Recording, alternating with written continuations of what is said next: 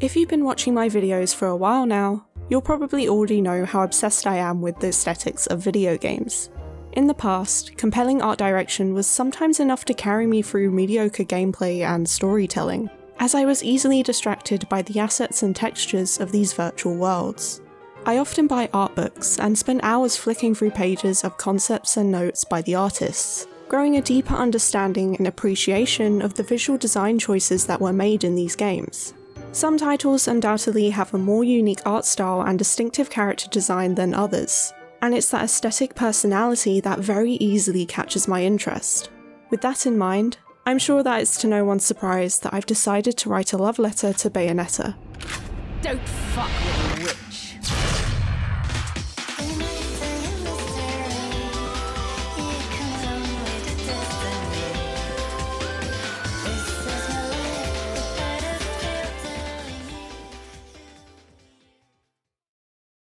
To explain the appeal of Bayonetta, we need to talk about Susan Sontag's 1964 essay, Notes on Camp. She explains that the essence of camp is its love of the unnatural, of artifice and exaggeration.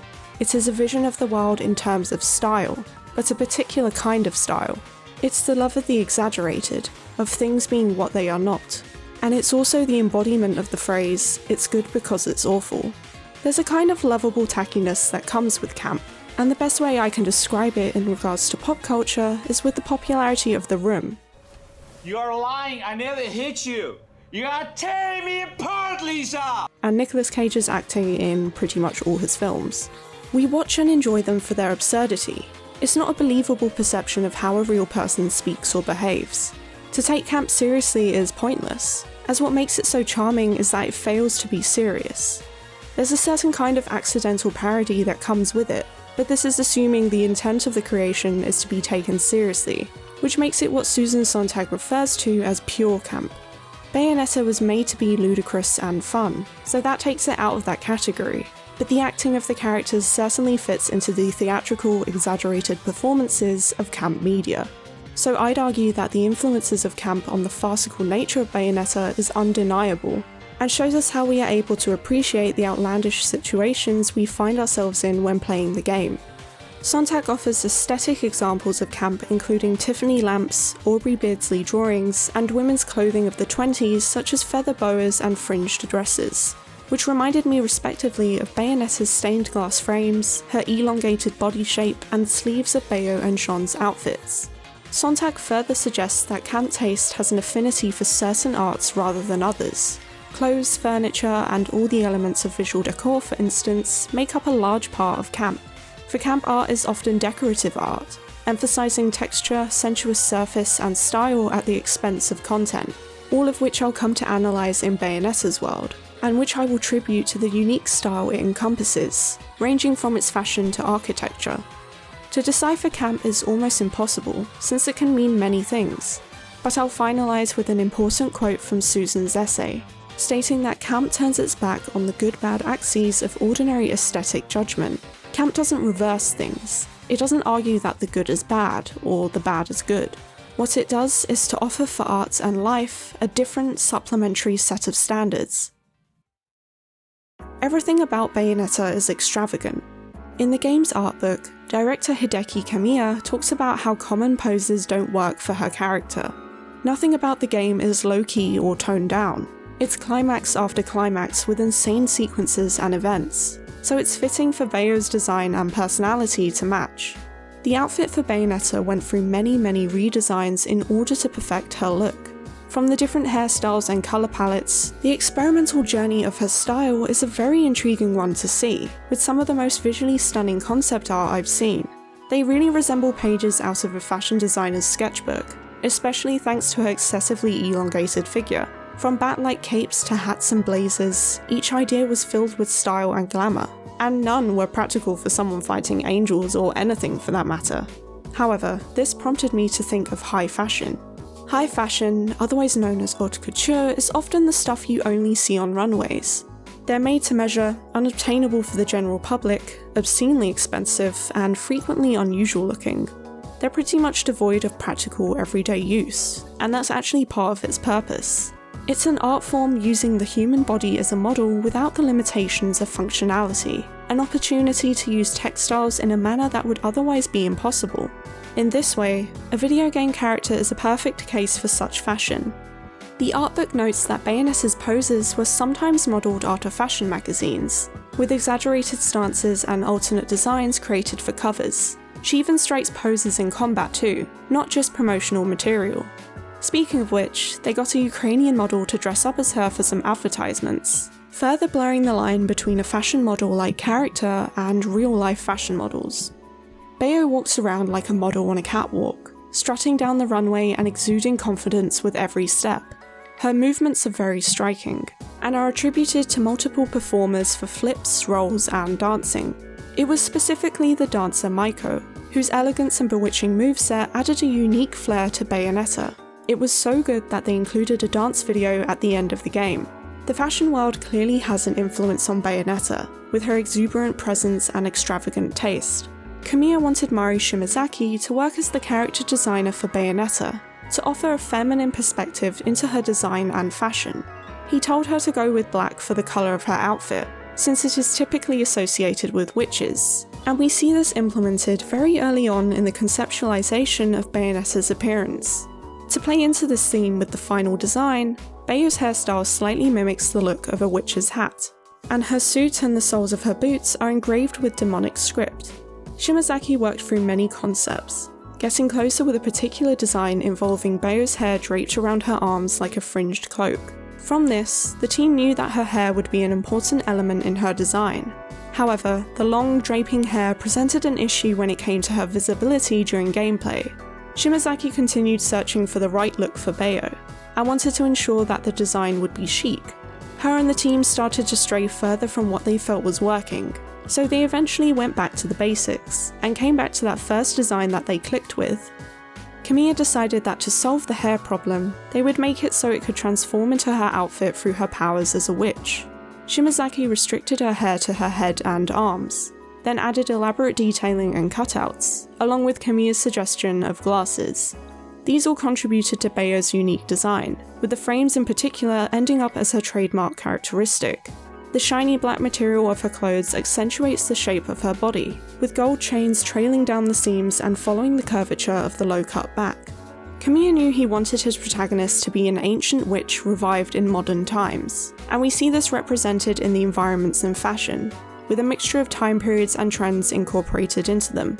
Even with Bayo and Jean's old outfits, they have medieval features, especially when it comes to their hairstyles, yet have a lot more modern features such as flared trousers and a shiny leathery material for their catsuits, while also integrating unique designs like the gun heels, which additionally serve as a functional weapon in combat.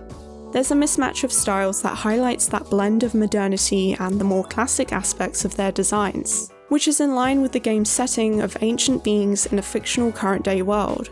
Bayonetta's ability to control and morph her hair into her outfit also plays a part into her personality, as Kamiya himself describes Bayonetta to be a fashionable girl, and the fact that her clothes are made from her hair suggests that her outfit is a reflection of her own personal fashion sense. She takes pride in her appearance and changes it to her liking.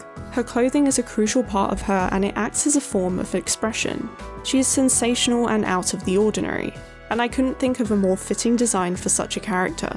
Sontag attributes this sensibility to camp, stating that what camp taste responds to is instant character, and conversely, what it is not stirred by is the sense of the development of character. Character is understood as a state of continual incandescence, a person being one very intense thing.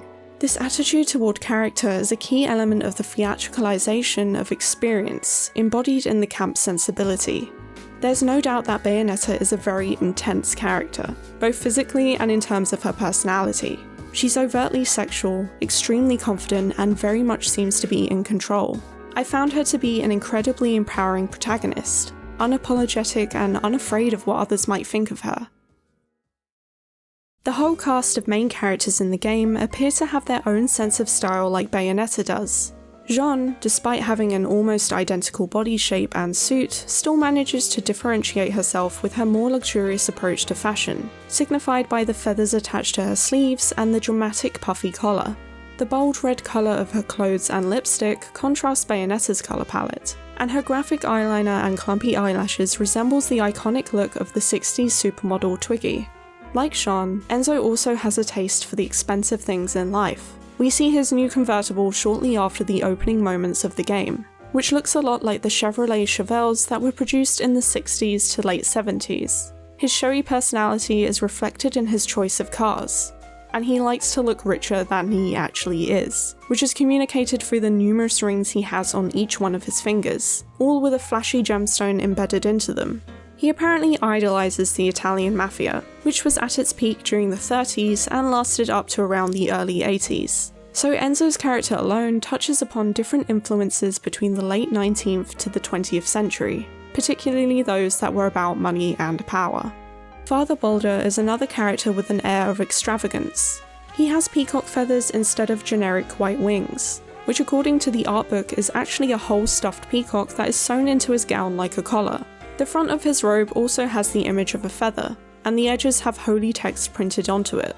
His main colour palette includes white, gold, and purple, all colours that are associated with wealth. He's an outrageous character from his style to the giant Art Deco rocket he had built into the Ifavol group building, and in that same vein of excessiveness, you can see how Bayonetta and Boulder are related. Rodin and Luca's designs are less in your face than the other characters I've spoken about, but they still have their own sense of fashion. Rodin is seen with shades, tattoos, and a structured leather coat which looks more refined and put together, but if you look closely, there's a lot more detail here. I always think of a display of high effort when it comes to accessories. Most people who don't care about their outward appearance wouldn't bother with putting on so many different pieces of jewellery, so I don't think it's too much of an assumption to say Rodin takes an interest in style. Luca, on the other hand, is far simpler in design, with his only defining piece of clothing being his scarf. It matches his personality though, as he's definitely the most normal person we meet in the game. He's far from complex, so it's logical for his outfit to coordinate with that. Although almost invisible during the game, the citizens of Vigrid wear grand religious robes and garments. The higher their class, the stronger their religious beliefs, and the more opulent their clothing. Gold is heavily used in their outfits, a colour synonymous with divinity and power, showing their unwavering devotion to their faith even in every aspect of daily life. During the course of the game, Bayonetta finds herself battling against angels. Their depictions are slightly atypical of what we expect, as they have an air of divinity, but with an unsettling visual flavour. They often comprise of white statue-like body parts, with a particular emphasis on the head or face. These features make me think of classical sculptures, which were often created in the image of gods and goddesses in ancient Greek culture, for example. It adds another layer of godliness to them, as well as the fact that many of the enemies have wings and halos, symbols typically associated with angels. The halos act as magic circles, and are a spiritual rare metal that is the crystallized form of an angel's life force, which are also used as currency in Inferno. And just like the Vigridians, most of the angels are decorated in white and gold. The terrifying appearance of some of the angels, especially bosses, represent the incomprehensible physical form of those described in the Bible.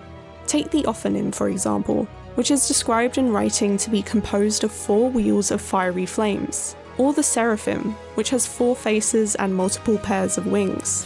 These traits can be seen in a few of the enemies in Bayonetta, and on top of that, courage, temperance, justice, and prudence are based on the 4 real-life cardinal virtues in Christian theology. Similar to Christian angelology, the game also adopts an angelic hierarchy, with the game's version being split into 9 levels with rankings within them.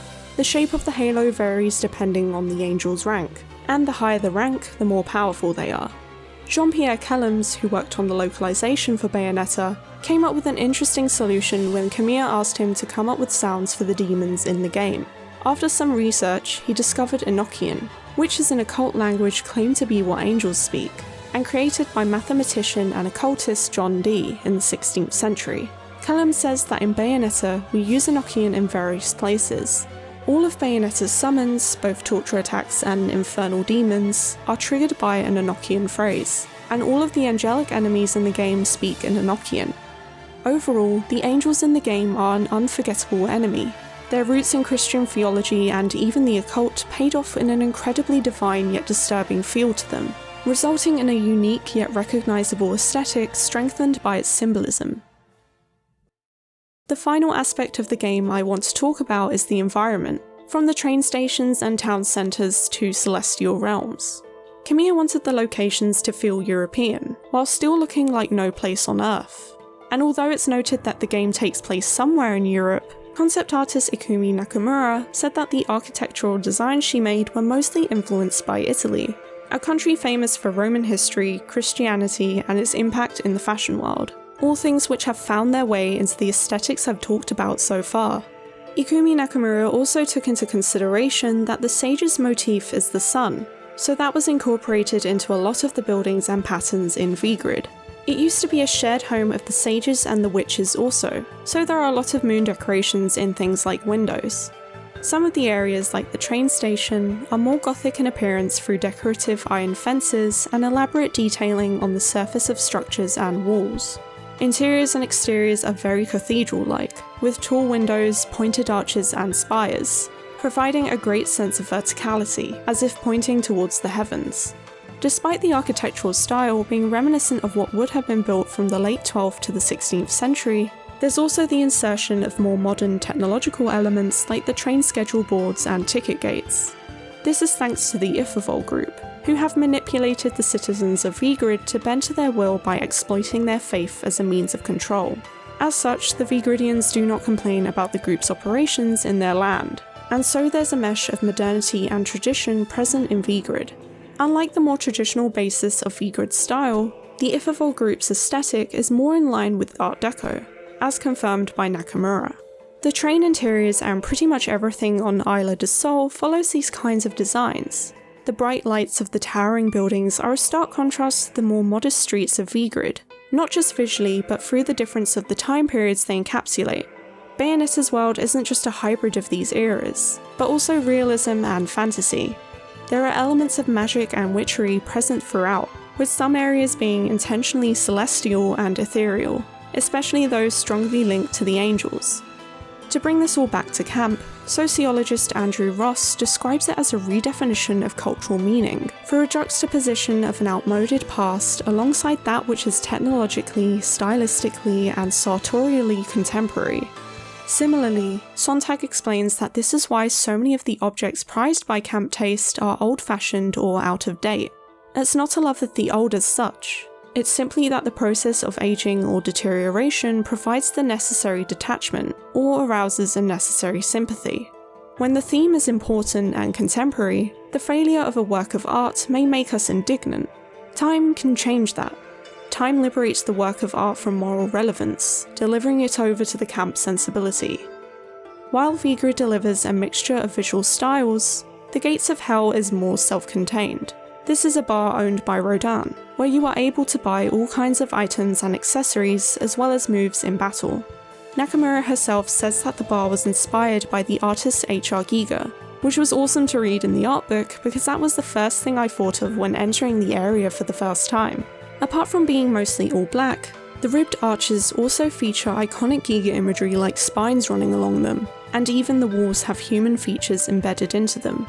Because of this specific influence, The Gates of Hell is unlike the rest of the environments, and provides yet another aesthetic to add into Bayonetta's melting pot of visual design. Throughout everything I've discussed, Bayonetta remains faithfully committed to its variation in design. By blending trends from different parts of history and religion, a mismatch of different styles and aesthetics arises, but they also add their own unique flavour through elements like languages, including creating their own alphabet for the written language we see in-game. Not only have they created the most stylish and distinctive depiction of witches I've seen, they've also made what I've considered one of the campiest games ever. The dance video alone should be more than enough evidence of that. Bayonetta's gameplay kept me engaged and dedicated to carrying out more diverse moves in combat, but it was the game's style overall that felt so new to me. It's bold and confident, and doesn't take itself seriously. It's cheesy, theatrical, and downright outrageous. Bayonetta is a camp masterpiece.